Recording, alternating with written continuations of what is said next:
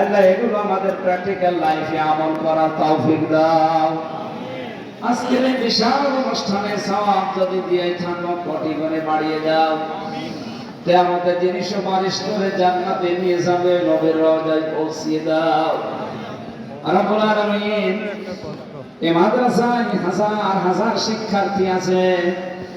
আল্লাহ তাআলা কয়েকশো আলেম ওলামা এখানে আছে, শিক্ষক শিক্ষিকা মণ্ডলী আছে। বিশেষ করে তোমার এই ঘর মসজিদের সম্মানিত খতিব মুফতি আব্দুর রউফ সহ যত আলেম ওলামা হাত তুলেছে, যার মাধ্যমে সেই কুষ্টিয়া থেকে পর্যন্ত এসেছি কোরআনের দাওয়াত নিয়ে। এই মাদ্রাসার মুহাদ্দিস আবু নসর আশরাফি, আল্লাহ তোমার এই গোলাম সহ যত আলেমরা হাত তুলেছি, আলেমদেরকে আলেম হিসাবে কবুল করে নাও। জালেমদের হাত থেকে যখন আমাদেরকে তুমি মুক্তি দিয়েছো, মেহেরবানি করে দেশে আর কোন জালেমের হাতে তুলে দিও না।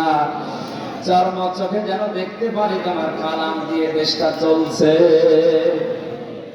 সম্মানিত মা বোনেরা, পর্দা আড়ালে বসে আছে, খাদিজার মতো আয়েশার মতো বানিয়ে দাও।